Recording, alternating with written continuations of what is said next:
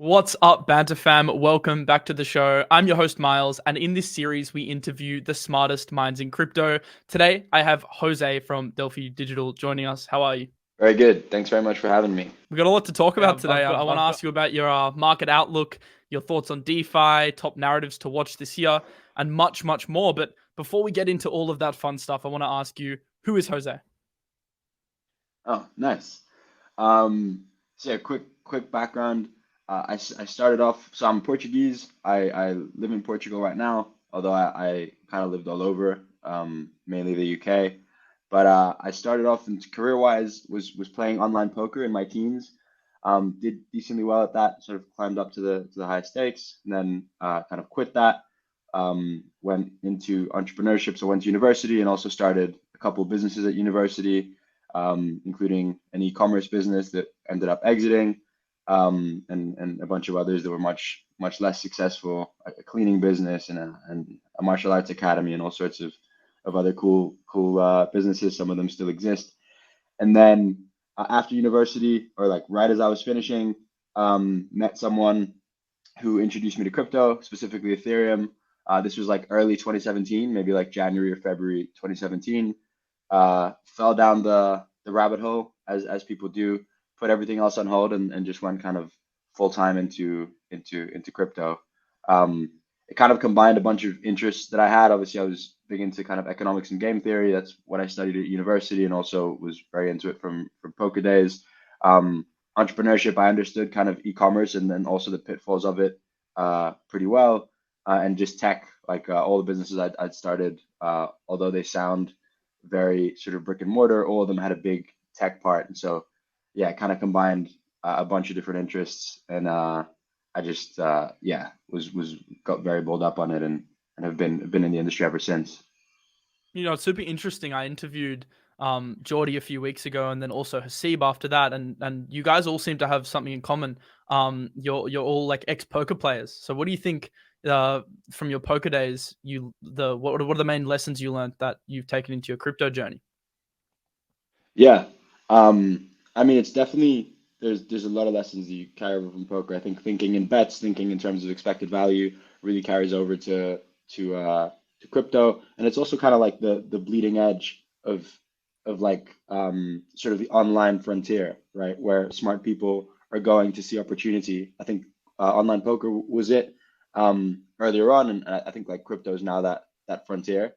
But I mean, definitely poker teaches you a lot about sort of managing your emotions, thinking in terms of expected value and bets, and just like a different way to sort of look at the world.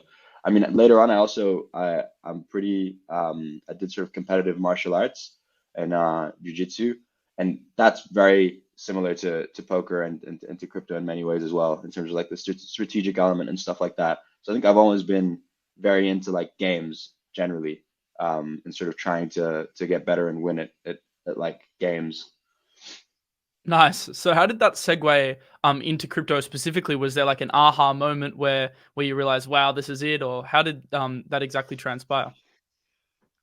Yeah, I mean, the guy who introduced me to crypto has a pretty decent sort of like list of people that he's introduced to crypto. He's very good at explaining the narrative. He was in Ethereum from the very beginning, and he sort of, I think the vision that he told me at the time was like the world computer.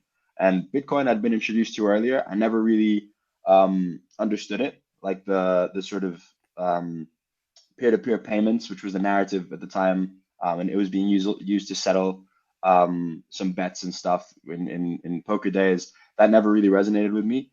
But Ethereum as the world computer is this like unstoppable computer where you can have like arbitrary applications.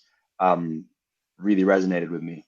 And at the time, there was like the white paper. There were like prediction markets, which I'd been interested in for a while from an economic point of view, and all sorts of things. And it felt like also trending to where the world was going, you know, into a more multipolar world, less globalized.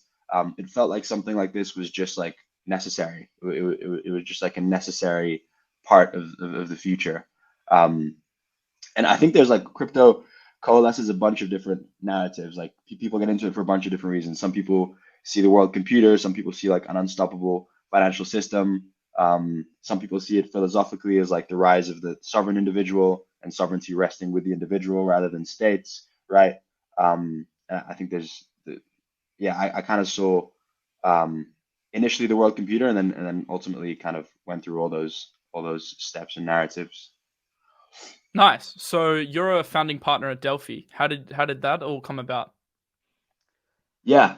So I actually started off doing. I was an analyst at a company called Amazix back in the day, sort of in the ICO days and stuff like that. And I was just reading a bunch of white papers, talking to projects, trying to figure out whether we should work with them or not, and also doing a bunch of research. So I was publishing my own research, and so in my day job I was kind of like going deep into projects, which was a super useful schooling. Like, and looked at a bunch of top projects at the time, Bancor, which was one of the first ICOs, and the first AMM, and a bunch of others. And then was publishing my own research. I published a post on Ethereum back when Ethereum was like, everyone was super bearish on Ethereum. Like, I think people don't remember this, but in the bear market, 2018, there was this meme that Ethereum was like, maybe the applications on Ethereum would be valuable, but Ethereum itself would never capture any value. And like, it was really cool to be a Bitcoin maxi. Everyone turned Bitcoin maxi. And so I wrote this paper in defense of Ethereum, where I actually talked about the burn and potential changes to the token econ and why I thought Ethereum was really valuable. And that ended up getting cited in a Delphi research report at the time. And then I like started talking to them about stuff. We worked together on some consulting token econ stuff. And then we sort of ended up founding Delphi Ventures together, which we started with. Initially, our goal was to raise external capital, but it was tough in the 2018 bear market. Like, no one wanted to give us money, or people said they did, but then when push came to shove, they just didn't. So yeah, we ended up putting in about $1 million of our own money into Delphi Ventures between the 7 of us founders, and then kind of grew that to sort of mid 9 figures now, which has been a wild journey. And through that also started then Delphi Labs, which started off as Delphi's consulting arm. And so obviously Delphi is a research company. That's the specialty and how it started off, just publishing institutional grade research on the space. And then did ventures, then did labs, which started off as the consulting arm. So we worked with Axie Infinity, Aave, Compound, Thorchain, Synthetics, and we were just doing a bunch of stuff, mechanism design, like risk framework, and we ended up building risk framework design and token econ, and we ended up building a really skilled team doing that, gained a lot of IP. So we had a team of really good engineers, really good economists, like risk people, PhDs. And at some point we realized we had a lot of views about how this stuff should be built, and we built like a really strong team. And rather than consulting, which was awesome, like we learned a lot from these founders, we wanted to kind of take it to the next level and really start like more actively contributing to building stuff from the ground up. And that was about March 2021 that Labs made that pivot. We identified at the time like Solana and Terra as the 2 ecosystems we were most bullish about. And yeah, contributed to protocols like Astroport and Mars on Terra, which has been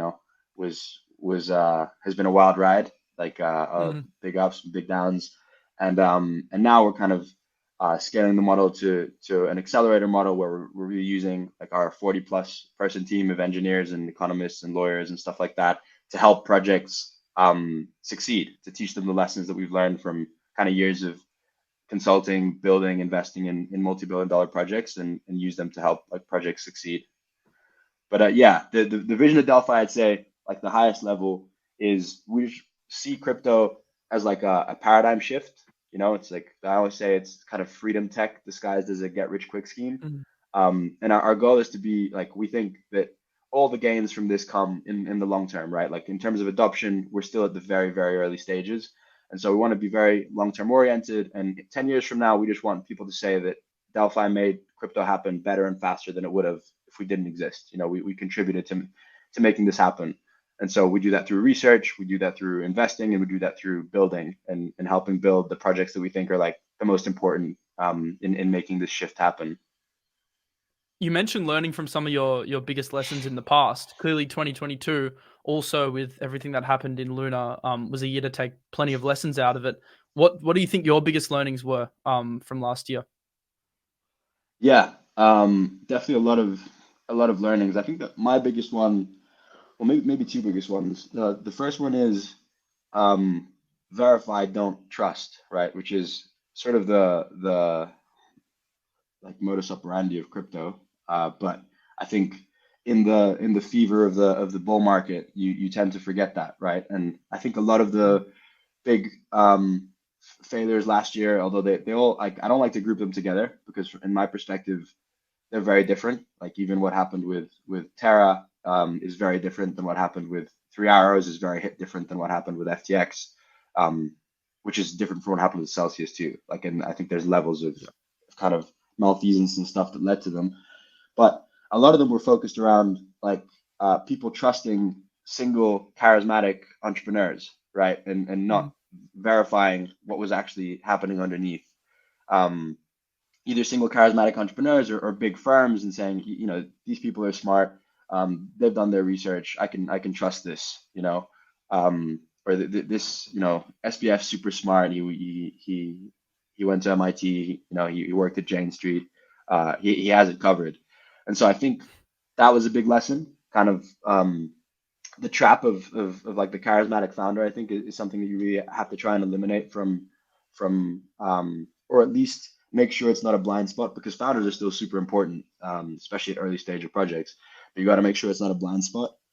And then the other one is just that, again, in like more higher level lesson, is just that robustness in crypto and like surviving is really the most important trait you can have, both as an investor, but also as a project, right? Like I think you saw a lot of the projects that were growing really fast. In the harsh light of the bear market, you realize they're making trade-offs that come back to bite you, right? I think FTX is a really good example. I used to kind of look at FTX with a lot of admiration for what they built. Like they had a very small team of engineers, and they built what in my mind was the best product in crypto and one of the best products in finance overall. And I thought, you know, here at Labs we have like at the time that they said had like 40 engineers and we had them. We have like a similarly sized team, and we haven't done you know, we haven't achieved what FTX has achieved. But you realize that there are trade-offs that happen in the back, right? Like you have your private keys on a Google Doc, or you know you don't have basic accounting of what's happening on the exchange, or and so I think whenever something's growing really fast, and I think there are some projects right now that kind of fit that description, it's important to like ask questions and figure out what trade-offs are they making that might come back to bite you later. And I think in crypto, survival is really the key, because if this is going to become what we all think it's going to be, the key thing is kind of staying in the game, right? Both as a project and as an investor. So that was another big lesson from 2022 for me. So with all of that stuff behind us, and it certainly was a crazy year, what's your outlook for this year? Are you feeling more optimistic heading into 2023 than 2022? Yeah, I'm definitely very optimistic. I mean, I think that the advantage of stuff like FTX, Celsius, Three Arrows is that everyone who wanted to sell, I feel like, has had plenty of opportunity to do so, right? If you had any doubts at all about the future of the stuff, you just got hit with reason after reason to just to sell, right? And I think that ends up forming like a quicker bottom than what would have been than what 2018 was, right? Where it was just like a slow decline from like ICOs slowly selling their treasuries over time and stuff like that. So I think the big bankruptcies here accelerated the bottom, and I think now you're seeing like I'm not saying there's been a bottom. Like I think you have to think probabilistically, but I mean last time I was on Banter a few months ago, I said there was a 30 to 50% chance that we'd seen a bottom, and now I think that's higher, obviously, because price is Yeah. higher. I just think like you're seeing negative news just not affect price as much, just because there just aren't that many like large scale sellers left. So from that perspective, I'm bullish, but mainly I'm bullish on just what's being built in the space. And like I think people realize after 2022 the importance of decentralization, the importance of transparency, of non-custodial products. And you also saw DeFi really come of age and succeed in a way that, because I remember when I joined crypto in 2017 and in 2018, people said that DeFi would never happen, right? Like on-chain trading was impossible, and you were kind of stupid for even considering it. Like you didn't understand trading. You can never have an order book on chain. You can never, like, none of this stuff will work. Like money markets won't work. And what you saw in 2022 was all the centralized institutions fail while DeFi survived, right? I think that's a huge sort of feather in DeFi's cap.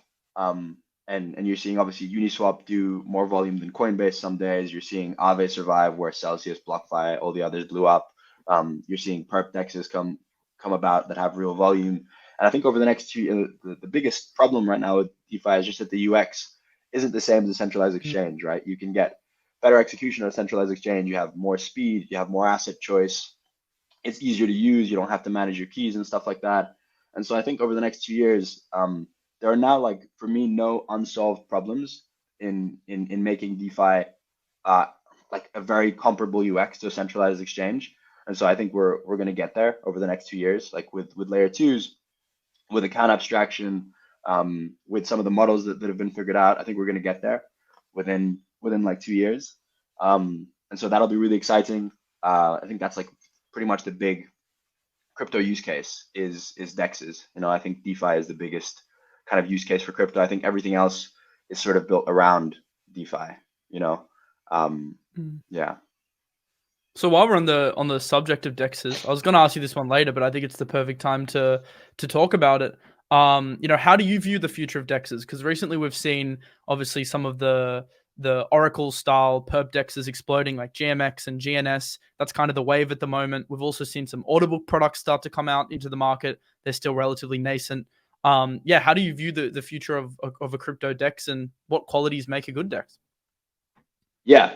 I think for me, a dex has to be, you have to think about it as a decentralized exchange in the broadest sense. So I wouldn't say like SushiSwap or Uniswap are really dexes. Or UDV3 is definitely a dex, but it's a spot dex. And in my mind, what you want as a user from a dex is a comparable user experience to everything you'd get on a centralized exchange, right? Which includes spot trading, it includes lending and borrowing, it includes cross-margin accounts, margin trading, perps, launchpad, advanced products, all this kind of thing. And so this product currently doesn't exist in crypto, right? You have perp dexes, you have spot dexes, you have margin platforms, but they're all disparate. And in order to get that UX, you have to really combine multiple platforms, maybe even go across chains. And so I think the end game for dexes is the decentralized Binance or decentralized FTX, right? A kind of cross-margin account where you can ape a bunch of different DeFi tokens, a bunch of different DeFi primitives on leverage, create sub-accounts, have access to launch pads and stuff like that. For me, that's the end game, like user experience for dexes, right? And then there's a question of how do you get there? And I think there's like 3 basic models for kind of dex price discovery, right? There's the order books, AMMs, and then like Oracle-based models. And I think they all have like different trade-offs. The order books are like the tried and tested model from TradFi, right? They provide the most granularity for traders to express their preferences, and so sophisticated market makers can sort of tap into them, which allows you to tap into their like massive amounts of liquidity. The drawback of them is that they don't tap into passive liquidity, which it's clear that there's a massive demand for, right? You have billions of dollars in like highly inefficient XYK strategies, and whenever you have a lot of people using something that's clearly flawed, that means there's product market fit for that thing, right? It's like it's not an indictment of it; it's the opposite. It's sort of an advertisement for the need for that product. So that's a drawback. The second is that they're highly computationally intensive. They require very high throughput or like specialized chains. Making and canceling orders there's just like a lot of latency and throughput need for that. And then the last one is just that they're centralized, like they tend to centralize. Order books, in order to make full use of them, you really need to be like a large market maker that's on multiple venues with like advanced algorithms and stuff like that. And so they're always going to benefit the bigger players, which also leads to centralization, where if one of these goes down, liquidity dries up too. And then AMMs, they're currently like the dominant solution on chain for spot markets, right? And the benefits of them is very low computational requirements, and you tap into like billions of dollars of latent passive capital.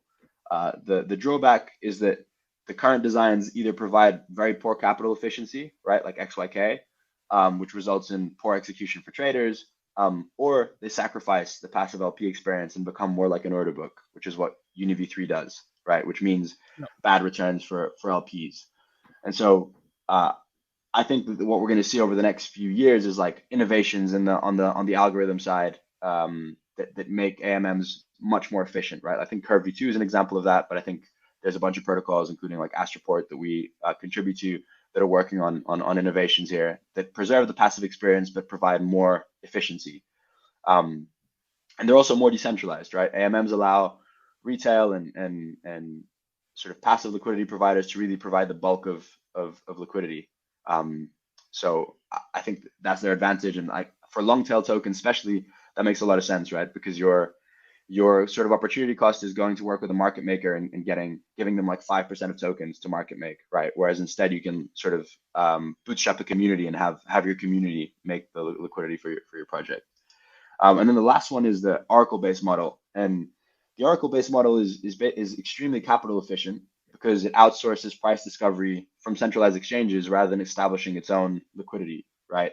And as a result, you can offer centralized exchange-like execution to traders from the very beginning without having to like bootstrap massive liquidity, make agreements with market makers, all the stuff that order books and AMMs have to go through. But the downsides are that they rely on price discovery happening externally on a centralized exchange, right? Meaning you're never going to become the primary trading venue, right? You're always dependent on Big Brother centralized exchange to provide you with the prices. And the other downside is they're very highly reliant on oracles, which are one of the current weak spots in DeFi infrastructure. And there's a bunch of attacks that can happen. I think Jordy mentioned some of them on your last podcast. So for me, I'm most short-term bullish on the Oracle-based model, but long-term, I think a combination of order books and AMMs will win out. And I think you're already seeing that combination on some chains. But for me, it's like AMMs and order books aren't competitive, they're synergistic, right? The winning DEX architecture wants to tap into both. You want to have order books that offer full granularity for sophisticated traders to be able to participate, but you want AMMs to offer advanced strategies that allow passive LPs to participate as well, and all the liquidity to sit on one kind of order book.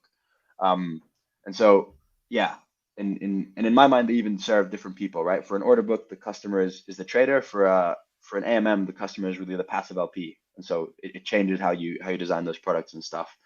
So yeah, for me, I'm very interested. Like, I think Oracle models are super interesting, and you can do, like, I think Gains and GMX have shown, like, and I think especially Gains, because you don't actually even need the assets. You just need a stablecoin pool and Oracle prices. You can really create this decentralized casino much more quickly, right? Where you can speculate on anything from betting to like election betting, sports betting, tokens, stocks, commodities, anything that you can import an Oracle price for, you can really offer users the ability to speculate on, and have like very good execution from the beginning. And I think that's super powerful. And short term, it's likely to succeed just because of the lower liquidity requirements. Yeah, and then over Do you think time, long term they can still yeah. succeed, or do you think I mean, there's two ways to view this. The first way to view this is like they're doing really well at gaining adoption in the short term, so they kind of have a first mover advantage that maybe sees like increased brand awareness for the get-go, which could mean longevity. And then the second way to view it is there's better products that are going to come out that could potentially like eat up their market share, whatever that may be at the time. So like, would you be comfortable holding something like a GNS or a GMX long term, or do you think they'll get swallowed up eventually? Yeah. So I think one thing to note is like these projects can change and evolve over time, right? Like Uniswap started off as a pure XYK-AMM. Now it's like a very advanced DEX, right? Which offers much more granularity. And I think the same thing can happen with Oracle-based designs, where an Oracle, like in a way, you're importing price discovery from a centralized exchange, which is similar to what something like Airbnb did when it started, right? And it was scraping Craigslist to get all the listings from Craigslist and put them on Airbnb and bootstrap that supply side quicker than having to like actually bootstrap your own supply. And in a sense, like every marketplace has had like growth hacks like this, right? Where you try and tap into the incumbent supply, in order to really bootstrap to bootstrap it. And so I think it's possible that they start off this way and then shift over time, although it's difficult. So I would never bet against like product market fit.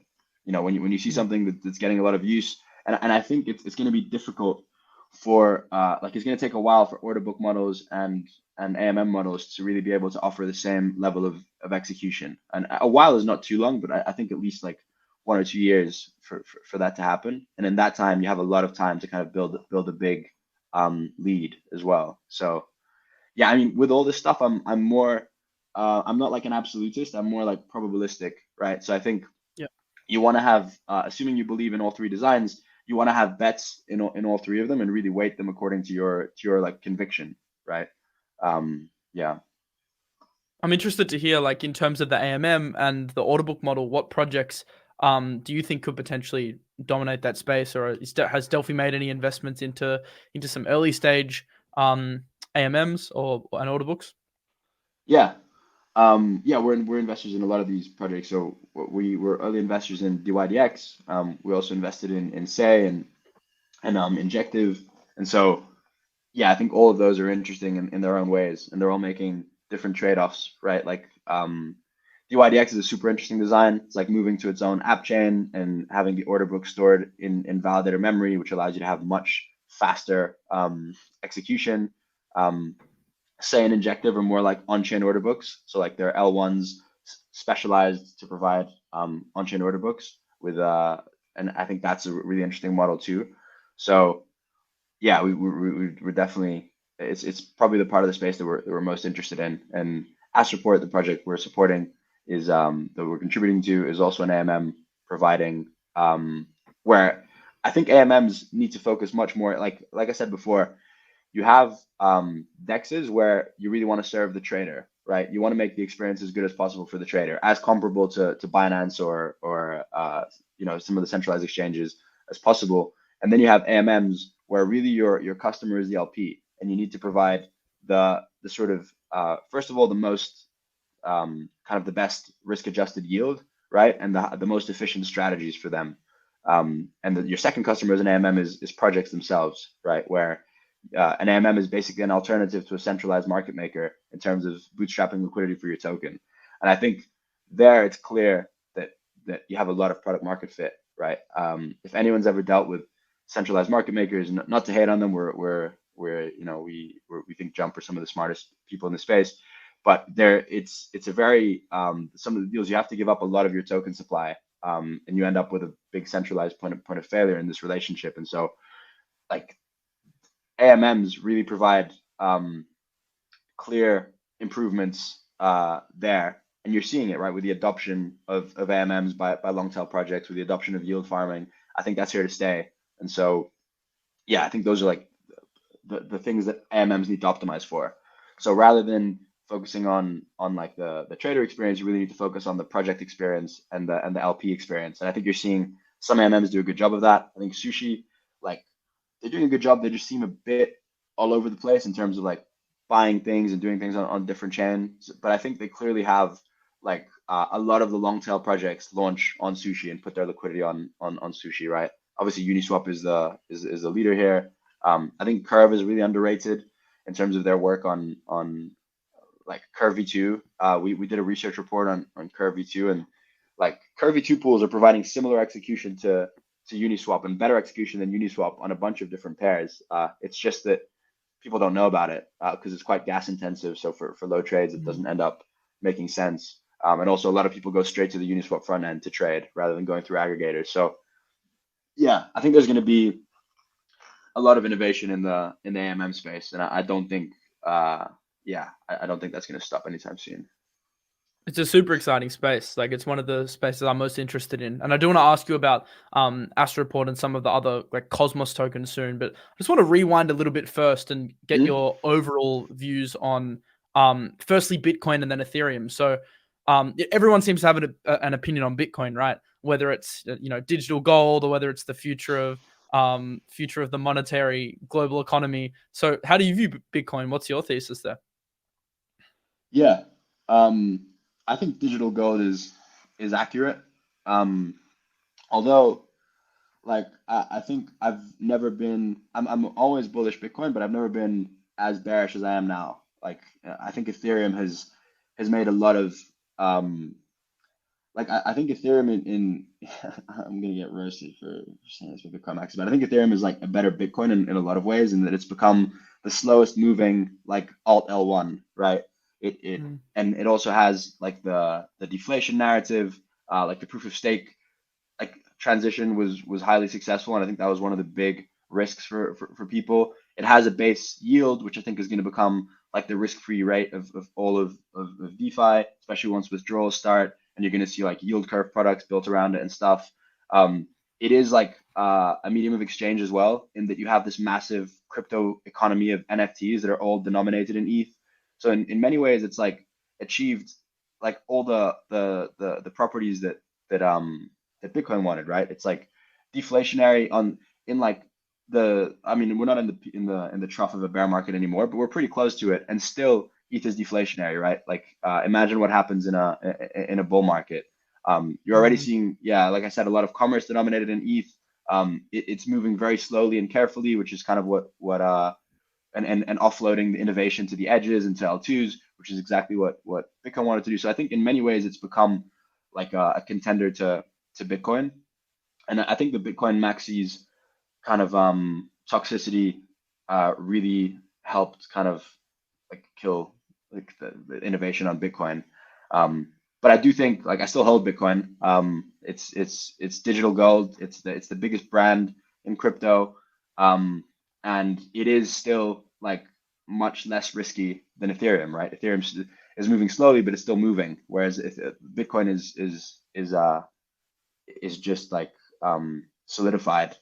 And so yeah, I still hold some Bitcoin, but definitely have become more bullish Ethereum on fulfilling that function. And I also think Bitcoin has this thing where like there's a big reflexivity to it in my mind, where if like the time it'll take, like once it becomes number two, it'll be it's very quick for it to become like number 5 and number 10, because part of the brand of Bitcoin is being the number one most liquid crypto asset, right? Being the crypto store of value. And I think once it's not the number one, it's like, why does it exist? You know, like what's the reasoning for it existing?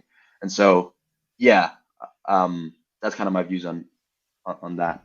Probably gonna get some hate from the Bitcoin maxis. Well, here's the thing though. I think of Banter and also my Twitter, they're mostly ETH maxis. Like I don't have many Bitcoin maxi followers, probably because I post mostly DeFi stuff. So I think you're in a very good, one of the better channels to be pro ETH. And basically every other guest I think we've had, 𝗔𝗣𝗘𝗫 and Hasib all Ethereum over Bitcoin as well. So I think it's becoming almost like consensus at this point, and that's my opinion as well. If that even matters.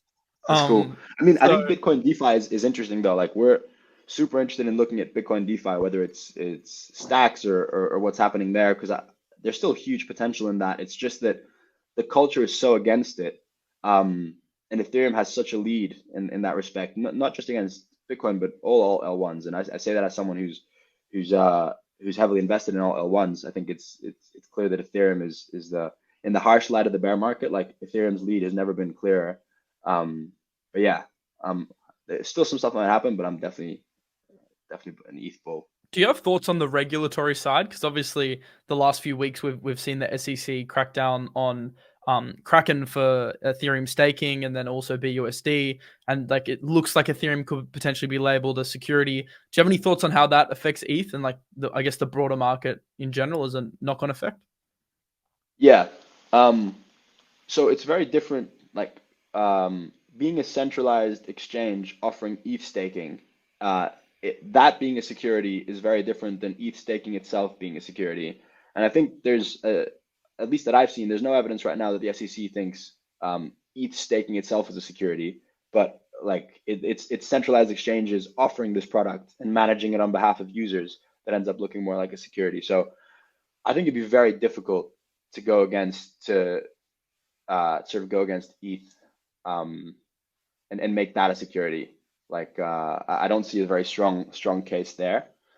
But on the regulatory side, yeah, it's terrible, especially in the US. Like we've been our general counsel Gabe Shapiro, who's very active, has been super bearish on the U.S. regulatory outlook for a while, and I think it's all playing out pretty much like to his worst predictions, like in line with his worst predictions. Yeah, but I don't think ETH itself is going to be. I mean, who knows? But I don't think ETH itself is going to be considered a security. Are you bearish on this on the current kind of path of regulation the US is taking? Obviously, we've seen like approaches from the UAE, for example, be a lot more lenient. Like Abu Dhabi even has a $3 billion Web3 fund now. The US seems to be like going in the complete opposite direction. Do you think maybe that drives innovation out of America and into some of these, other nations?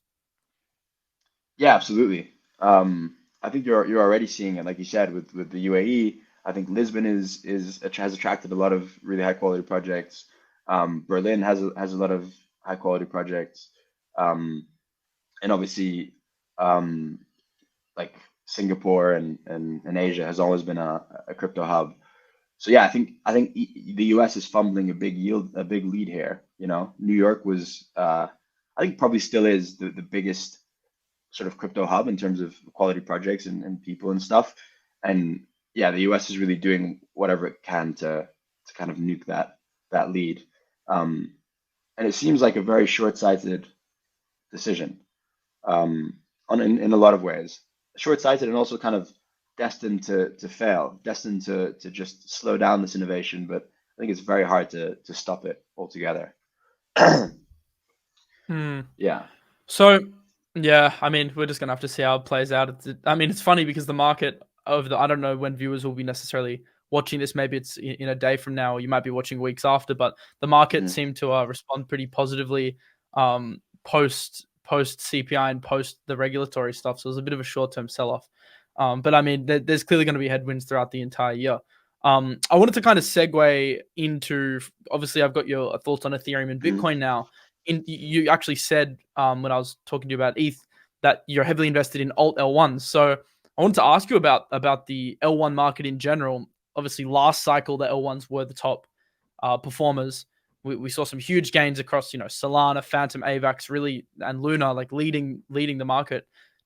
How do you view the case going forward into the next cycle? Do you think L1s will continue to be strong performers, or do you think some people think the L1 rotation's dead? Yeah, what are your thoughts on that? The L1 rotation game in general. Yeah.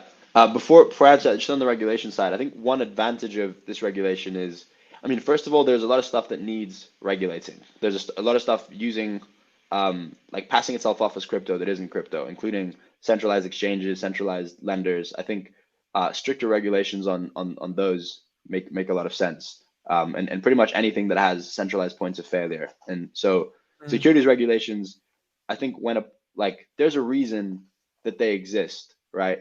Like there's a reason that in order to publicly offer like an investment asset to the public, you need to provide certain disclosures. You need to make sure that the public's on an equal footing with you, right? And so I think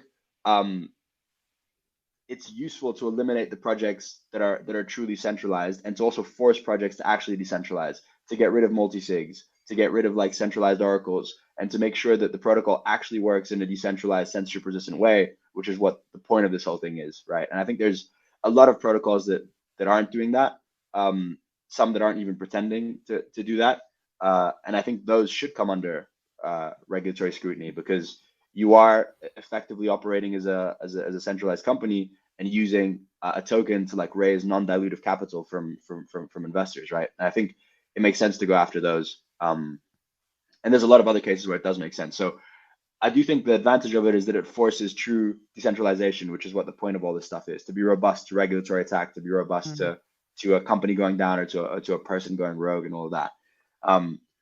So yeah, and then in terms of the L1s, I think Ethereum has like a massive lead, however you look at it. Liquidity, developer mind share, like the amount of talent that's building and investing in Ethereum. And so I think an alt L1 now really needs to have some like 10x better improvement that provides like a compelling alternative for developers to give up the advantages of Ethereum.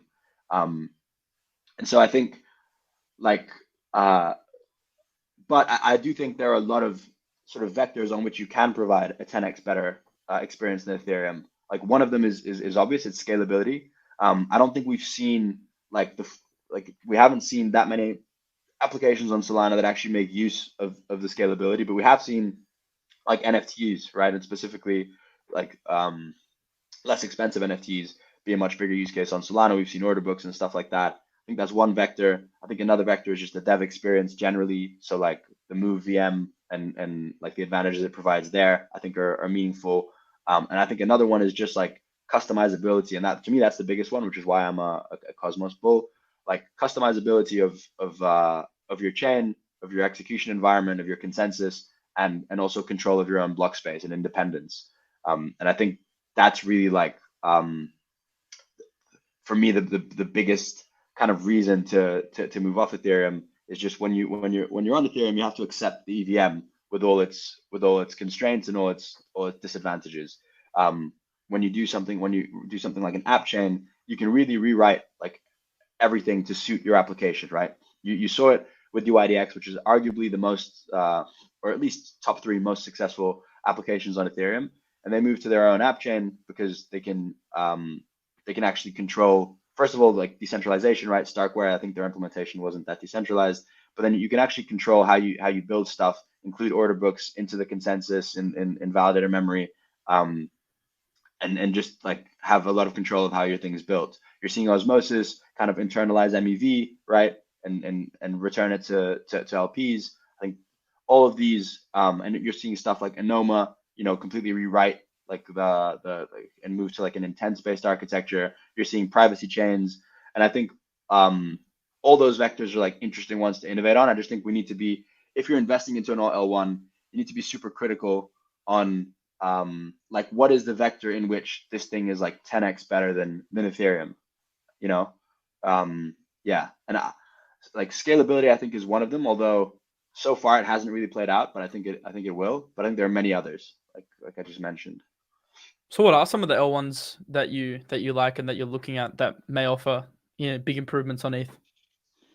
Yeah, I mean I definitely like Cosmos, as I said. Like it's not really an L1, it's more like a tool set to bootstrap an L1. And so I'm interested in Cosmos chains that like make some design decisions that you couldn't make as an app on Ethereum, right?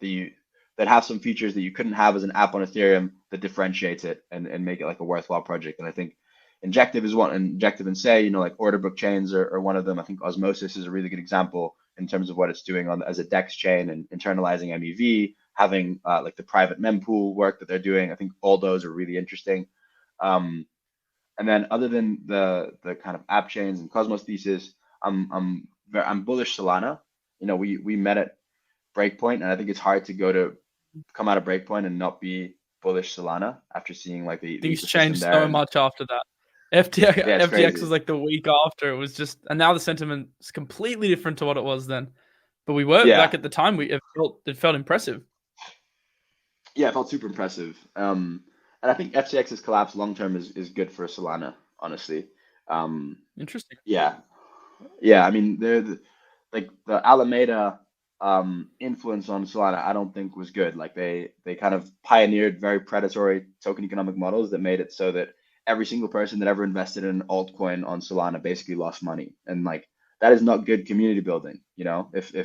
If your entire community that invested in anything other than Solana just lost money, that's not what you want, right? And I think now and also there was a lot of points of centralization, right? Whether it was the sort of pegged assets that were secured by FTX, or like liquidity on Serum and like admin keys on a bunch of protocols. I think all of that has now been eliminated, and it's also provided like a capitulation event that shook out a lot of people and also allowed like new believers to come in and double down, which is what makes a community, I think, is going through hard things together and surviving. And then I think they're genuinely differentiated, as in the scalability and latency like advantages over Ethereum, and the complete focus on that Anatoly has is a genuine differentiating factor. They also move much quicker than Ethereum, right, in terms of making changes at the L1 level, which has both positives and negatives, as we saw with the chain halts last year, right? But I think of the scalable blockchains, it's kind of undeniable that they have the biggest ecosystem right now and the most stuff happening. So yeah, I'm bullish on Solana. And yeah, I mean, I think some of the others are interesting. Like I think Aptos and Sui are definitely interesting. I think Move it's clearly a very big improvement to EVM, like for developer experience. Like we had some of our devs play around with building some stuff on there, and they loved it. It just remains to be seen whether that's enough, like whether that plus scalability is enough to attract developers off Ethereum and off Solana, right? Yeah, and then yeah, I think those are basically the ones the all L ones I'm interested in. So I want to touch on Cosmos for a second. That was the first one you listed off. And you mentioned some of like Injective and obviously like Astroport and then Osmo.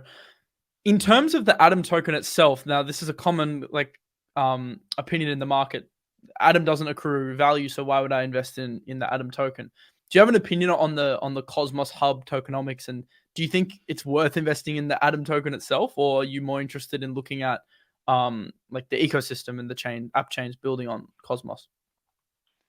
Yeah, I'm personally more interested in the app chains and the ecosystem. I think like Cosmos has I think the smartest community outside of Ethereum, probably tied with Solana, you know, and completely different kinds of people, right? Solana more like high frequency traders, entrepreneurs, TradFi people who Solana was like a lot of the times their first experience with crypto, whereas Cosmos is more like very deep tech, like crypto values people that sort of saw the problems with Ethereum and moved over very early and believe in independence and have a lot of views on political philosophy and stuff like that. So they couldn't be more different as communities. But for me, the real thesis of Cosmos is allowing for sovereignty, independence, and like customizability, right? It's being able to control your own block space. If there is a hack on ETH-L1, like we're not rolling back the chain again, right? That was a one-time thing. Even the parity hack afterwards showed that's not happening again.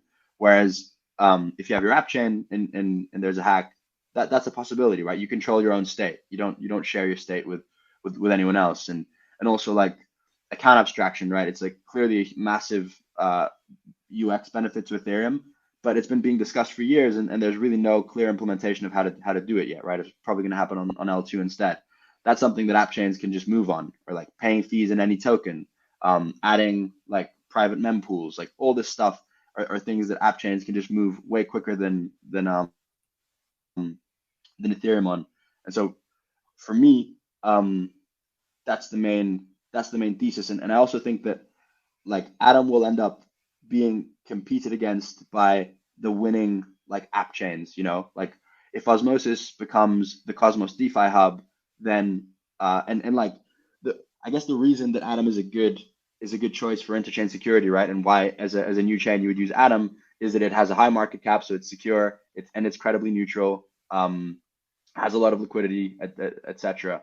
And so if Osmosis becomes like the winning DeFi hub, then theoretically that token would be the most valuable, and so it would become a contestant for the interchain security. So I think Atom will end up facing a lot of competition from like the winning app chains, and obviously Atom will always be more credibly neutral than them, but I think they will offer other advantages, right? Like I think you're seeing Terra make plays there with Feather and Alliance and offering like a stack for new chains to be able to launch. And obviously Terra has reputation and legal issues and stuff like that, but I think we're going to see a lot of chains kind of do that. So I'm not as bullish on Atom or the hub narrative. I think if Atom had enabled like smart contracts and like been less Bitcoiny, I would have been much more bullish. But yeah, that community seems very like unwilling to make changes and innovate. Yeah, and also there's kind of that roadblock of needing governance to pass proposals. Like we see a lot of proposals getting knocked back on Atom to like changes like we saw recently. Yeah. So yeah, so you wouldn't invest in the Atom token itself. Yeah, not investment advice, all of this, by the way. Of But course. I personally don't hold don't hold Atom. Yeah. Okay, makes sense. And you also mentioned like Astroport and Mars Protocol. They're ones you talk about quite a lot on your Twitter as well. Obviously, they were kind of born out of the Terra days. What's happening over there now? Obviously, they're now on Cosmos. What's coming out of Astroport and Mars at the moment? Yeah. So we're contributors to both of those. I hold like a lot of tokens, or a decent amount of tokens in both of those. So very conflicted here. So take everything with like a grain of salt. But yeah, so Mars is basically trying to recreate the on-chain like FTX or on-chain Binance experience, right? So creating a cross-margin account right now on top of Osmosis, where you basically be able to do margin trading and leveraged LPing and leverage staking, anything, like basically perform any interaction on chain on leverage with a single like cross margin account architecture. So you can think of it as like a sub account for DeFi sort of thing is the experience that it's trying to create. So I think that's really interesting. And the in terms of the model, it's like there's hub and outpost model, where the hub is kind of like the bank headquarters or the company headquarters, where administrative functions happen, governance happens, fees flow back there, staking happens there. And then the outposts are kind of like the bank branches, right, where the lending activity actually happens. And so I think Mars's goal should be to deploy on every leading sort of Cosmos DeFi hub, anywhere that has a potential to become a DeFi hub and where there can be demand for leverage, and just provide like leverage on top of any interaction that people want to perform on chain, right? With a very good UX and this like cross margin architecture. And then Astroport is like an AMM in the purest sense of the word. So trying to provide the best like automated like algorithmic market making experience for LPs and for projects. So focusing very hard on the algorithm. They recently published a paper on concentrated passive liquidity on Slam, which cross-chain LPing. And I think in general, the goal should be to make the LP experience, like make the automated market maker, the algorithmic market maker, as smart as possible. So for instance, I think one really interesting avenue is like internalizing MEV, so like arbing your own pools and returning that profit to LPs, similar to what the skip proposal to Osmosis was. I think that can add a lot of yield on top. I think like going cross-chain in some way, or like for instance, integrating with order books is another really interesting one, right? Like an AMM is just a curve like a curve of limit orders, right? Like I'm willing to, the AMM is willing to buy and sell at any price, and it just has like a set price, like which is represented by that curve. And so that can be represented on an order book. So I think integrating AMMs with order books, where the liquidity on the AMM can be listed on an order book, is also super interesting, and a way to kind of create a single like liquidity venue and increase fees.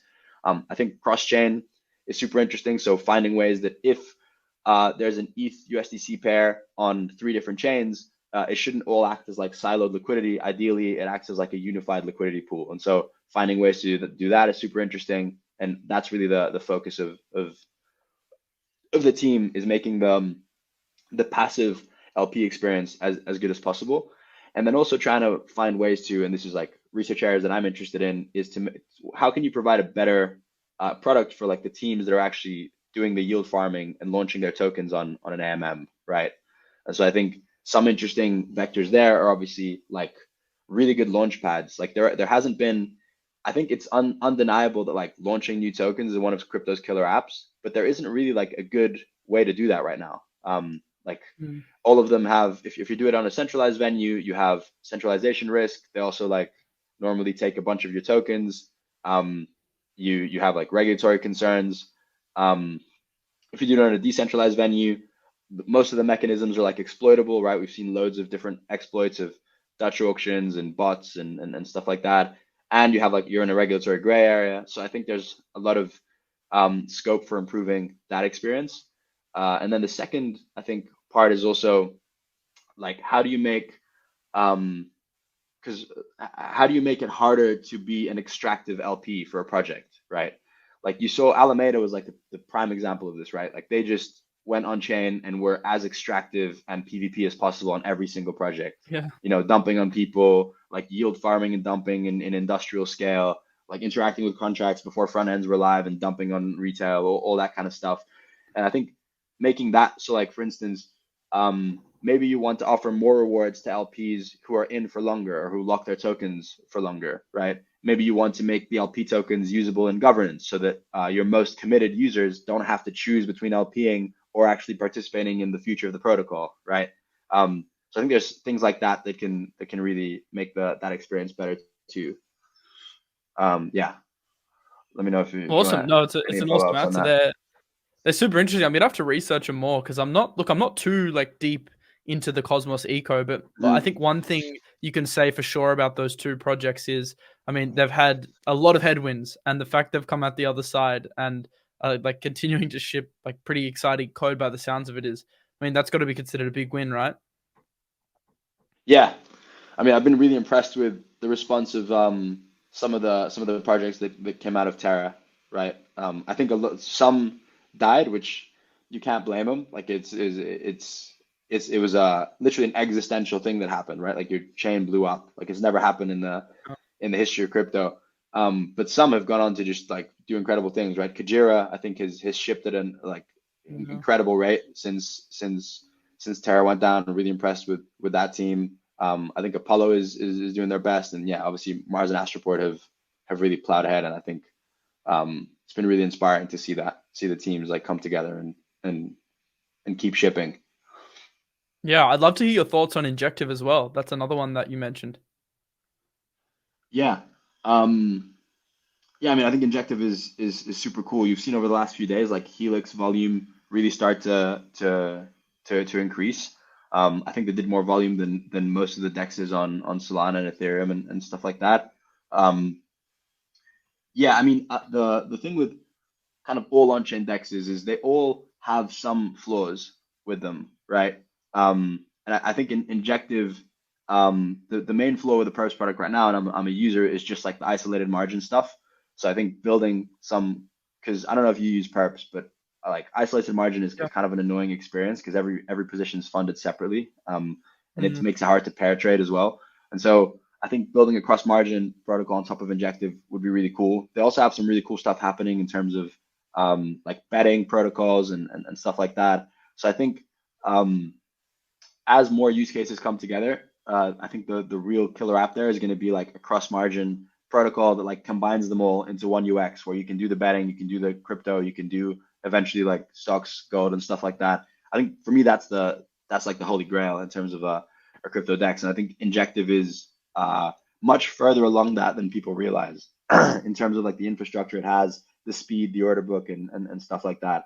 So yeah.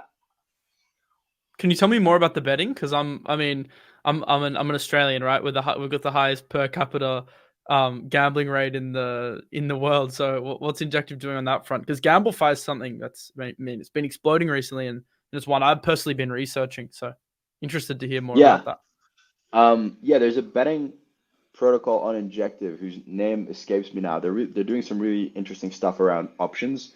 Yeah, I'm really interested in GambleFi too. We like Delphi recently published a really good report on Tails as well, which is built on synthetics, and it's kind of a similar design space, right? To actual dexes, you have like AMM based stuff, which is really hard to make work for gambling because of the like volatility of the positions, right? They're always very uncorrelated, which is exactly when an AMM underperforms. Oracle based stuff and also like kind of order books, like peer-to-peer stuff. So I think, yeah, I don't have as much info about the Injective one. I'm kind of doing research on that one right now, so um don't Sure. wanna like yeah, but it's definitely interesting. Any other GambleFi stuff you've seen? I mean, the problem is with a lot of them, they're like super small cap, and like a lot of the teams are Anon and stuff. But are there any that have like Yeah, stuck out to you? Okay, these guys are decent. yeah. I mean, we invested in a Zero protocol, which I think is super interesting. It's like just it's basically a gambling like protocol, or whereas so they don't actually provide the front end. The front end can be provided by any regulated entity, and right now there's a few doing that. But the model is like rather than peer to peer or yeah, we're investors in this again, conflicted. So there's no token to ape as of right now. But yeah, the cool thing Yeah. about it is it's doing the, yeah, exactly. It's doing sort of the gains similar to the gains model, where you have a single pool of stable coins and then you import the prices via oracles, and which means that you can scale it like pretty kind of like infinitely, right? It's much easier to scale this model. And really the innovation here is on the risk model, similar to a casino, where you don't want to expose yourself to too much risk on any one side that will allow you to blow up. And right now, I think the betting limits on Azure are too low to make. I think all pretty much on-chain betting, other than the centralized stuff right now, the betting limits are pretty low, where I don't think they're as interesting as DEX is yet. But they're working on the risk model, and I think they're going to have a V2 ship very soon that's gonna make that a lot better. And then Tails, I think, is super interesting too. Not a Yeah. no affiliation there, but we wrote a really good report on it. I know you guys are subscribers. I can send it your way. It's a really interesting one. Yeah, they're using like modified AMM basically that imports Oracle prices and centers it around the Oracle price. And you've really seen LP returns actually be positive for the first time, which you've never seen with like Augur V2 or Polymarket or anything like that. So I think that's and it's a really strong team built on top of synthetics. Yeah, I think that's an interesting one too. Yeah, there's a few others too that I've been looking at recently. We're actually doing a deep dive right now on kind of Gamblify and the design space for it, because I think it's one of the most interesting areas, and I do think it'll coalesce with the DEX space eventually, where you just want like what GCR calls the global casino, right? You just want to be able Yeah. to speculate on everything from and like my view on crypto generally is that speculation is the killer app right now, and I think crypto people have kind of like a complex with that, where you know, it's like, oh, it's all speculation and stuff. But what you see is like every single nascent technology was bootstrapped via speculation, right? Like whether it's canals, railways, like the internet itself, it all started with speculation. And like that's how it works. You speculation brings in capital, which then attracts like talent and people to try and solve these problems. And historically, it always happens that speculation gets ahead of itself because people overestimate what you can do in 2 years and underestimate what you can do in Mm. 10. And there's these like boom and bust cycles, but that capital stays and the talent stays and allows you to build out the industry. And yeah, like I also think speculation is a massive and kind of underrated use case, right? In my view, like every single asset will end up tokenized. You know, whether it's like dog tokens, governance tokens for smart contract systems, real world assets, JPEGs, like everything's going to be tokenized. And like DeFi is like the global open non-custodial rails that all these assets will transact on, you know. I think we're just like scratching the design space of that. And in that world, everyone's an investor, right? Like if everything's tokenized, everyone's an investor, and DeFi is the rails that everyone transacts on. And so I think it's like a way bigger use case than people. I think it's like with everything, like all tech, it looks like a toy at the beginning, right? Oh, there's these like these sort of incels speculating on dog tokens on their computers in their mom's basement or whatever the mainstream media likes to portray crypto as. And it's always the case that like new technologies look like that at first, but I think what we're building is super important and like impactful. I think And yeah, sorry, you can go on. no, sorry, go ahead. No, I was just gonna say GMX, I think set I think people are underestimating the precedent I think it's set for the market in terms of like proving how the model can work. And I think Mm-hmm. a lot of projects that maybe taken that in their stride, and especially like on the Gamblify stuff and these kind of newer niches, I think they can learn a lot from GMX. And I Yeah, think they already have started implementing a lot of that. agreed. And then I think like DeFi and DEXs actually provide like the impetus for other sectors to develop, right? Like if when DEXs become really big, you need to govern them, right? They're not going to be governed by multi-sigs, and so governance tech needs to improve. And then you might want to start doing like under collateralized on-chain lending, and then you need identity and reputation primitives, right? And then you kind of need like crypto native products and services. So you have like NFTs come up, right? And gaming, I think, which will provide like a really like like billions and billions of dollars of crypto native products. And so I think like everything ends up developing around this like speculation DeFi use case.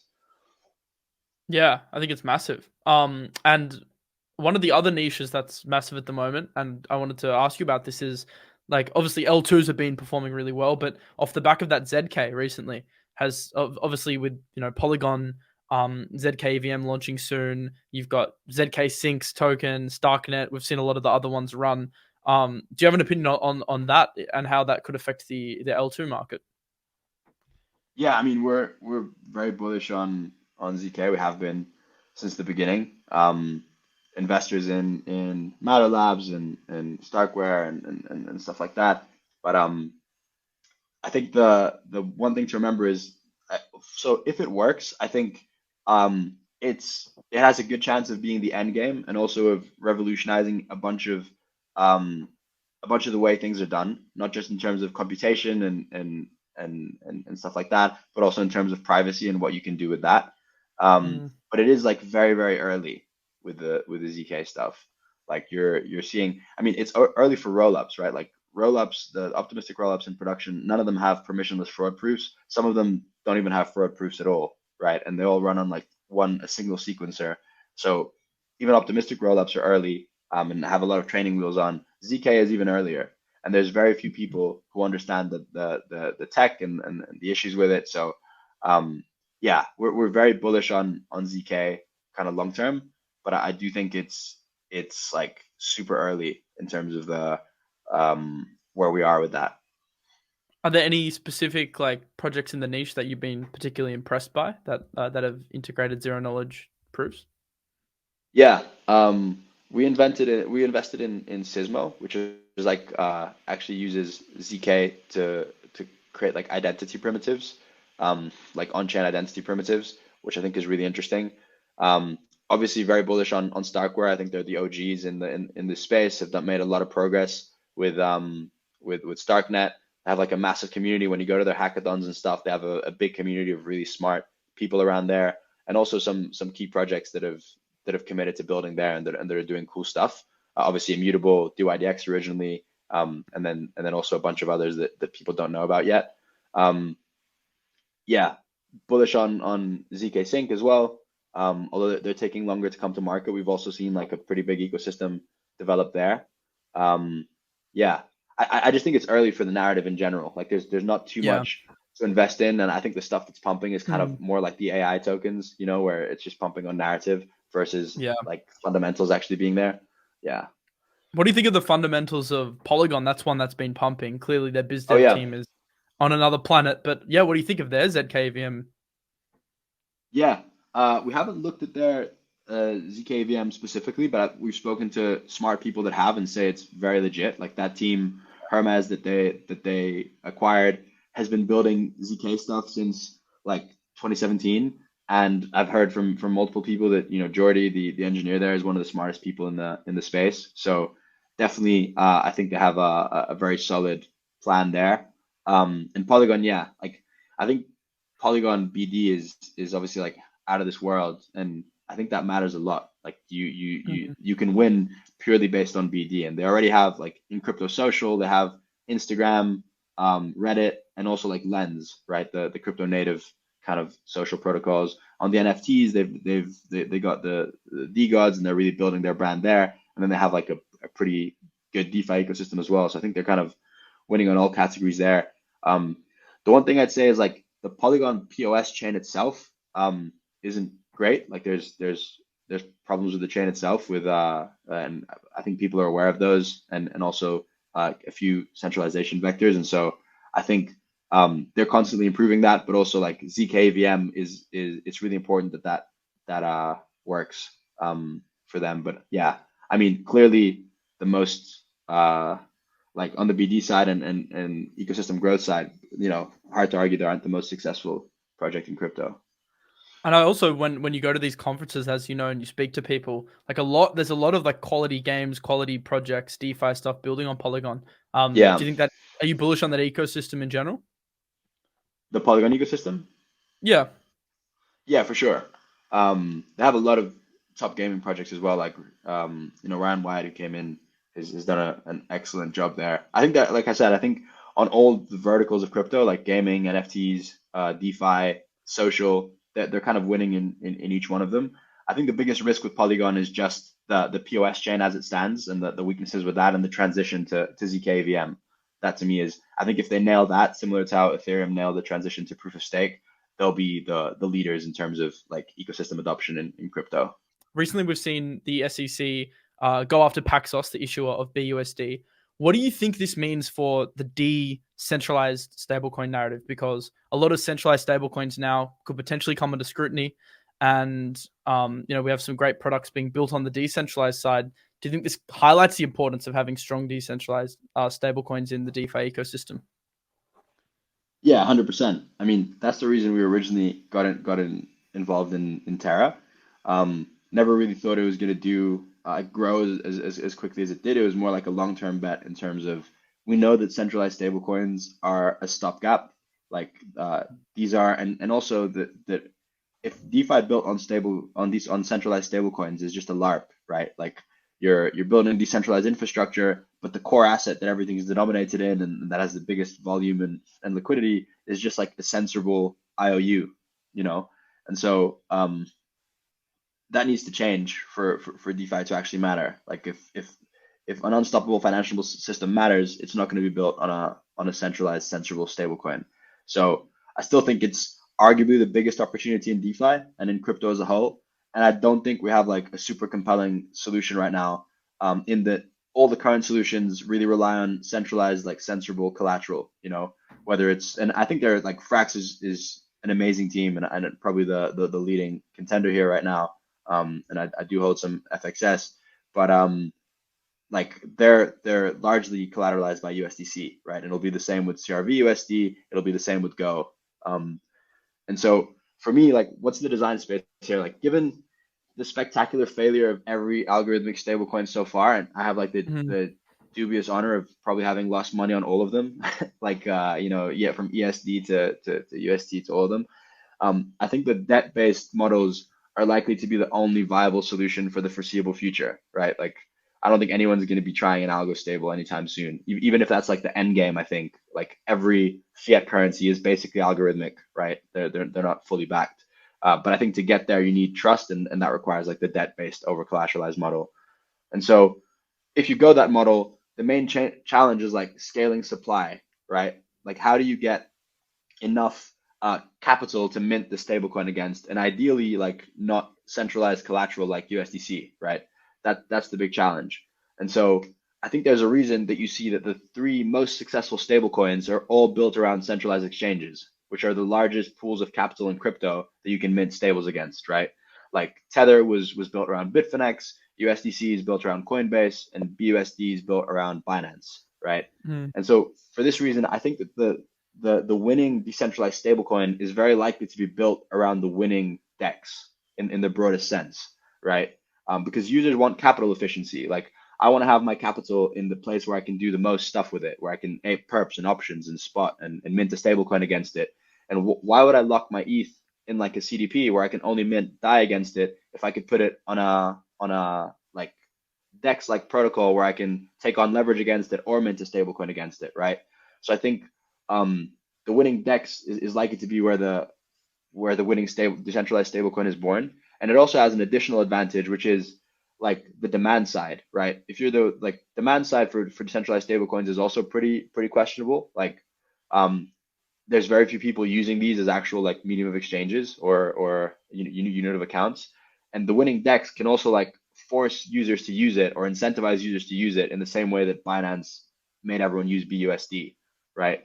And so I really think that the winning stablecoin design is likely to just be built around whatever the winning DEX is. And I think that's why it's right to focus on building this winning DEX first and then having the stablecoin around it. And I do think the Go design, the Aave Go design, is pretty similar to what the winning DEX will employ, right? You have like a cross margin account with all your positions, and like you can borrow a bunch of different stuff, and you can also mint a stablecoin against your balance, right?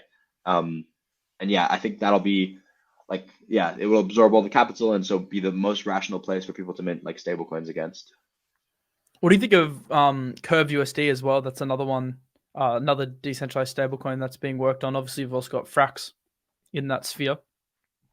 Yeah, and I think that's interesting. Like Frax is super interesting because you're kind of seeing it the other way, right? Like I'm saying that the winning DEX will end up building the winning stablecoin, and what you're seeing with Frax is a stablecoin become like a DEX and liquid staking derivative and lending platform, and try and like verticalize and get its way to become like a full service like DEX, right?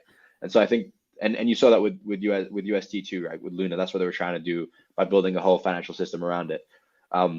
I think Curve USD is super interesting. Like from a mechanism perspective, it's like everything Curve does, like brilliant. It's just it's still going to be based around centralized stablecoins, right? Like all the collateral is going to be centralized stablecoins. Yeah. But just given how successful Curve is, it's going to be one of the largest stablecoins from the beginning, and the mechanism is super interesting. But it's tough to see how it ever, how it ever becomes, because like stablecoins are just dominated by centralized stablecoins, and if you mint a decentralized stablecoin with centralized stablecoin as collateral, it's just kind of like, Well, that's the main fundamentally. criticism of DAI as well. Yeah, That yeah, DAI exactly. USDC. Yeah, I mean, I think DAI is like, obviously, like that was my first altcoin actually maker back in like Yeah. 2017, and like that community is where I Wow. learned a lot. Like really smart community. Some of the ETH OGs, but like I really think it's lost its way a bit for me. Like the ESG thing, the putting their treasury in US treasuries, like yeah, I just think it's lost its way a bit.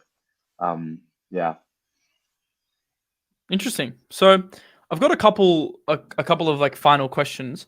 And then at the end, I like to play a game with the guests of like a kind of like a one word to describe one project type thing.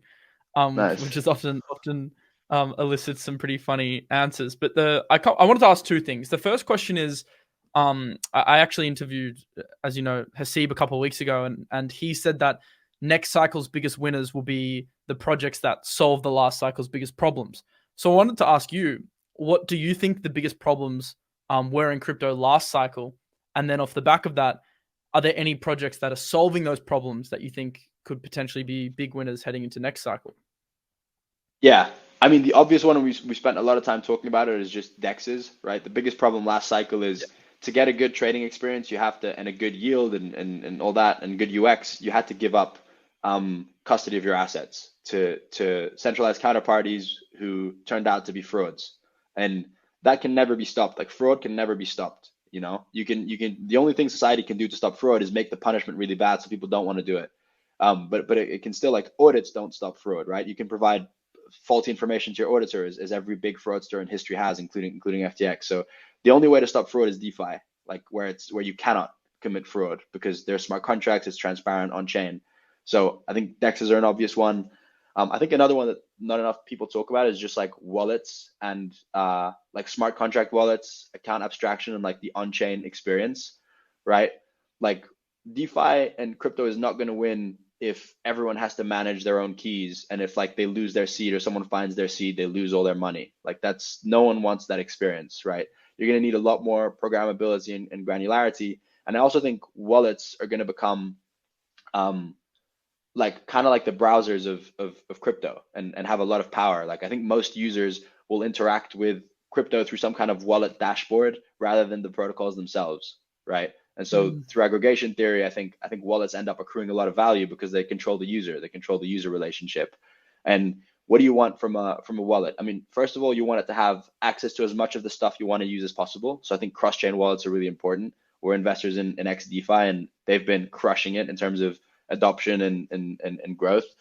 And then the other thing you want is like a simplified UX, right? You want to have access to your most interesting opportunities across all chains, and the things that you want to use with a simplified UX without having to interact with all the protocols themselves. And I think dashboards right now are the biggest example of that. Like Zapper, we're also investors in Zapper, but like Zapper, DBank, stuff like Pulsar, obviously Apeboard, like all those are providing that experience. And I think those will eventually converge. And then the security side is super important too, right? Like I think in the end game, it's most likely to be because like using your ledger is a huge pain. Like I don't know if interacting with DeFi with your ledger and Yeah, approving transactions is like a massive pain. And again, that's like almost so worse annoying. than hot wallets, where you risk losing your key and stuff, which is why so many people have hot wallets. So that isn't the ultimate UX, and the ultimate UX is going to be some form of programmability, right? Like maybe I want to be able to have signal signature for trades and for like these whitelisted contracts that I can interact with, but if I want to do a withdrawal, I want it to be a multi-sig. And maybe if it's like a withdrawal under X, I want it to be like a three-person multi-sig with like close friends. But if it's a withdrawal that's huge, then maybe I want it to be like a 5 of 9 or something, right? And people are going to have different use cases and institutions and stuff like that. And so I think wallets and like account abstraction, smart contract wallets, cross-chain wallets are going to be a massive like use case and something that's needed for next cycle. So I agree with Haseeb that the biggest problems are the things that need to be solved or the problems of last cycle are the opportunities for the next cycle. That's definitely true. Um, yeah. What else? You mentioned Um, XDeFi. Are there any other kind of wallet solutions that you're looking at, and also any self custody solutions that you think that are looking promising? Yeah, I mean, I think if you've ever used like Argent and some of because the L2, especially the ZK ones like Starkware and I think ZK Sync as well, Starknet and ZK Sync, they both have account abstraction built into the L2, and so the wallets there can end up doing a lot of interesting things. Um, and so I think those are really interesting, and the UX there looks a lot better than it even does on L1, which is interesting. Um, Other than that, yeah, I think the dashboards are another like because basically I think wallets will end up creating dashboards, right? And they already have in a sense, like some of them already like source opportunities for you, some of them already have aggregators built into them. And also the dashboards will end up creating wallets in my mind, and being Yep. and you're just competing to be the browser for crypto, right? Like the sort of means that the interface that most people use to interact with crypto, aggregating all the bridges, aggregating exchanges, aggregating the most interesting kind of products there. So yeah, that's a really interesting area. Um, like gaming, I still think is a super interesting area. Again, whenever you see like a sector that has huge like adoption and product market fit despite flawed products, that's like a reason to be bullish rather than bearish, right? And I think you've seen that with crypto gaming where clearly some of the games have been very simple and also like very hard to use, but still have garnered massive adoption. And I think that shows like the demand for this stuff. And you've had billions and billions of dollars invested in games and like top founders that are going to be coming to market over the next few years. So I think those are going to be really interesting. Um, like I think on-chain identity and social is going to start happening next cycle. Like we have enough on-chain data. I'm bearish on most like identity projects, and I just think identity will end up existing as like an emergent like factor where you have a bunch of different like on-chain pieces of on-chain history of interactions that you've had with different protocols. I think DGen score is a really good example of this, right? Like we've hired people based on their DGen score. It's like something that we ask people for when we hire them. It's clearly like an interesting on-chain primitive, and there's going to be many more like that, which take on-chain data, extract some kind of like alpha from it. Is this person a holder? Are they like a big lending protocol whale? Are they someone that tries every new protocol? Are they a liquidator? There's a lot of information you can extract from on-chain. And I think that'll start getting like sourced such that you have basic on-chain identity emerge, right? And when you have a wallet, you can actually know who you're interacting with, and then over time that'll start having value. And like with stuff like Lens, it'll start having like social value, and then you can start having reputation and eventually like financial and other and social products built around it. I think that's going to happen this cycle, like crypto social. Um, yeah, and governance I think is also going to have to level up, honestly, um, like because of the SEC's like attacks on crypto projects, you're just going to have to decentralize. And having every single person vote on every single decision is not the way to do Yeah. governance, right? Like it's just not you're going to have like delegation and specialization like you have in companies, but it's going to have to be and so I think there's going to be new ways of doing that. I'm really interested in Orca protocol. I think they rebranded actually. They used to be on Orca on Ethereum. They rebranded something. I don't remember what now, but they're doing like their pods where you have like you can delegate governance rights to a multi-sig that votes on like specific matters. So for instance, for money market protocol, you could delegate the risk parameters to a specific multi-sig, right? And you could delegate decisions regarding treasury to another multi-sig. So you end up having like departments, and you can delegate your governance powers separately. I think that's super interesting. Yeah. So much stuff to be excited about. Wow, where do you even begin? That's actually, I actually want to ask that question. Where do you begin? If you're a retail investor and you're kind of looking at this market and you're like, wow, we've got DEXs, we've got gaming, we've got cross-chain stuff. Like, yeah, where do you even begin to approach this market? What would be your advice to someone that's just starting out or is kind of a bit unsure about how to handle things? Yeah, I mean, I'd say go where you're interested in. So if you're using a protocol, like I think most people start with some form of like DEX. If you're using a DEX, go into the Discord, go deep into that community, and often your next project comes from that one, right? From the seeds of that one. I think that's happened a lot in crypto. Like for us, we were really deep into synthetics, very early into that community, and obviously synthetics, like a lot of the OGs in DeFi came from synthetics. A lot of OG projects came from there, and for us, Thorchain came kind of out of synthetics in the sense that it was leveraging some of the concepts that synthetics pioneered, like yield farming. Yield farming, I guess, was compound, but more like the idea of like staking and lockups and being paid in your native token to provide a service to the protocol. And then Thorchain took that and put it into like a DEX format instead of a synthetics platform. And then maybe you're using like an NFT trading platform, and you see that they're like storing the data on Arweave, and you get interested in Arweave, right? And then you're deep into Arweave, and you find something else. And I think following the rabbit hole that way is really the only way to do it.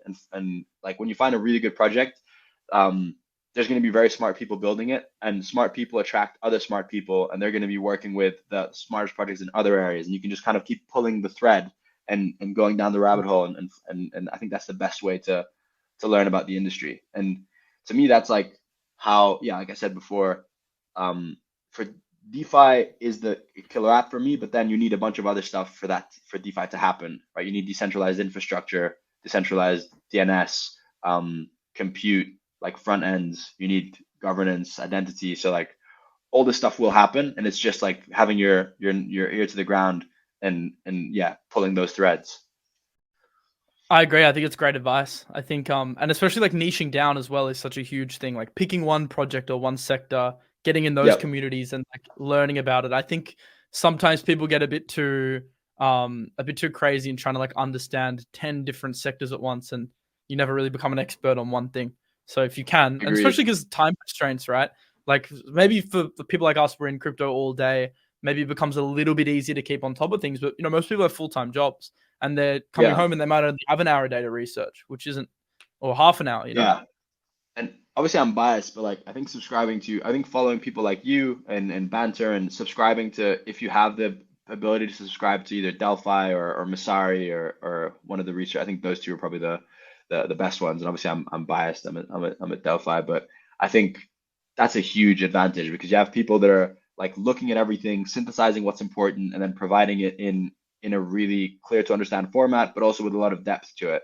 So you can really go down rabbit holes on whatever sector you're interested in, and kind of like if you go learn about a project, you have to sort of piece things together from Discord and white papers that normally aren't updated, and talking to the team and stuff. And these services do all that for you, and kind of give you the digest. So I think that's really valuable too. But yeah, nothing replaces you going in the weeds, but I think this can provide a good like sort of give you that first filter where you can look at these projects, understand them, and then you can go deeper on the ones that you find most interesting. For example, our conversation today probably has on your behalf like thousands of hours of research behind some of the things that you're able to describe in like one sentence. So theoretically, using like a video as a proxy, someone learnt thousands of hours worth of research in maybe just an hour of watching the show on double speed, 45 minutes. So there's a lot to like even pick apart here. So yeah, I think that's a really cool thing. But you also got to be careful with content creators, and I never suggest people take what I say as fact, or what even like whatever you say as fact, or anyone for that matter, because I think so important to do your own research, Yeah. but it is a very, very good starting point, and it can kind of plant seeds in your head of like, oh, this is like a great idea. Let me go research it further. So yeah, I agree with you there. I think it's super important. Well, that wraps up all the questions, but I do have a segment I want to jump into now, which I've been wrapping up with the guests, which is where I name a project and then you've got to give me one word to describe the project, which turns out in some cases is quite difficult. So we'll start with an easy one, or it might be a hard one, and that's Bitcoin. Stable. Solana. Fast. XRP. I was gonna say scam, but not a scam. But just like centralized, I guess. I don't know. Yeah, I'm not too interested in XRP. Sure. Phantom. I don't have much of a view on Phantom, honestly. Probably Andre would be the word that comes to mind. Yeah. What do you think of FVM? Yeah. Do you have any opinion on what they're doing, basically trying to replace EVM? No, I honestly haven't looked into it too much. Okay. Yeah, basically I think they ran a test net. They found like 8x improvements on speed just off like their first version. So I mean, it looks promising. That's Strong really community interesting. as well. Mhm. Yeah, I mean, I recommend looking into it. Andre clearly being back helps, and they're also Yeah, I'll working on look the into that. decentralized stablecoin. So yeah, look into EVM. I think you'll find it interesting. I've also got Will Michael do. Kong, the founder, coming on next week to like explain more technically how it works. But you'll be able to get that from Quantum Miami too. There's recordings. But yeah, Oh, that'd be cool. yeah. So the next one, Cardano. Vaporware. That's gonna That's the get the first max. word that comes to mind. Damn, man. Yeah, no, I love Yeah. it. It's funny because Charles Hoskinson's had some words to say about some of the opinions of certain hosts on this channel because sometimes we make fun of ADA, but it's hard not to. Sometimes it's too good rounding Yeah, I everyone up. mean, honestly, we have a project that we work with that's legit and they're super smart, World Mobile, that's on Cardano. It's just that I've been hearing about Cardano for years and I go try and use it every 6 months and there's nothing to use, and so like that's my main issue with it. And maybe they're just going like super slow and then they'll like release all this stuff and it'll just work. But so far I just haven't seen anything like that I can actually use. Yeah, I know. It's like it sounds so promising, but you want to like actually get your hands on it. I feel similar about Polkadot. Do you have a similar feeling about them as well? Yeah. Yeah, same. I had the exact same thing. I was gonna say actually, like Polkadot was the same thing where, but Polkadot always ranks really highly on this developer, on the developer Number numbers, 2. right? Like the Electric Capital report. Yeah, exactly. I just Mm. don't know what they're all building, because there's not that much to use. I know there's composable on there, and obviously Kusama and stuff, but whenever I go use it, there's not that much to use. Definitely more than Cardano. Like I don't know, Cardano when I tried to use the DEX there, it was a pretty painful kind of experience. So there's definitely more than Cardano, but yeah, not too much considering all the dev activity, which is Well, you which is hear a lot of weird. talk. It's always like Dot's always chucked in the conversation with Adam, probably because of the interoperability buzzword. Mhm. Do you view it like similarly to Atom, or do you think it's a completely different ball game? Yeah, I think it's like Cosmos provides true independence, right? You can run your own chain. You don't have to like bid for a parachain slot and use Dot for security. You can use your own chain for security. So like I think Cosmos is like a purer bet on that narrative for me. Yeah. One thing I'd say is like we all definitely have blind spots, and I think crypto Twitter has blind spots, and like Cardano, Polkadot, and stuff are definitely sit in those blind spots where they clearly have a lot of market cap and dev activity, and there's just stuff happening that we don't see. So I'm open to that being the case with Cardano. Like maybe they're doing some enterprise stuff that we don't see and stuff like that, but I just haven't seen anything, which is why I said vaporware. Yeah, and I think and also like I don't have anything against Cardano, but I will make the point alluding to something you said earlier in the show about being skeptical of projects with like figureheads like that could potentially be like exposed. I feel like, and Phantom is in the same category with Andre. I feel like the Charles Hoskinson element of ADA is like a slight systemic risk. And that's Agreed. Yeah. just another thing. I think there's other projects that have a bit more diversification across their like internal structures, but Yeah. I mean that's up for debate really. Yeah, 2 more. I've got Adam. We've talked a lot about it today. What word would you use to describe that? Neutral. Neutral. Well, I guess Yeah. we'll let the other segments do the talking then. Yeah. And then the last one is Doge. Doge. Um, yeah, like meme. I don't know. Yeah. Doge is like, yeah, it's it's an interesting one. Sort of represents all the good and bad of crypto, I think, Doge. Hmm. Like the stuff we love and the stuff we hate. Yeah. But I haven't looked into much of what they're doing with. I know they're launching some kind of smart contracting platform and stuff, and obviously they have the Elon factor, but I haven't looked into too much of that. You can. It's probably the hardest token in crypto to short or even think about shorting, even if you're bearish on it, because like all it takes is one Elon tweet for like a huge wick. So Yeah, it's you almost don't want to be on the wrong side of Doge. You want to be long and strong or out of the game, I reckon. That's just agreed. my opinion. Yeah, well that wraps up that segment. I think like there's a lot of alpha in here. I'll need to watch this show again twice and take some notes. Um, yeah, because we did cover a lot. I think we'll need to definitely do this Got again some. Mhm. sometime and discuss things, and maybe even you can if the time permits, time zone permits, you can come on spaces and share some stuff with the Twitter audience too. Would love to, man. Yeah, I really appreciate you inviting me on the show. I'm a fan. Watched the previous episodes; they were really cool. So yeah, hope people enjoy this. And if you have any questions about it or anything, hit me up on Twitter. And yeah, I would love to join the spaces and yeah, chat some more about this stuff. Awesome. I'm sure I'll have questions. I'm sure the audience will as well. So, yeah, looking forward to seeing you again. Thanks so much for joining. And to Thanks all very the viewers, much. make sure you like and subscribe if you enjoyed the content. And we'll see you next week. Peace out, guys.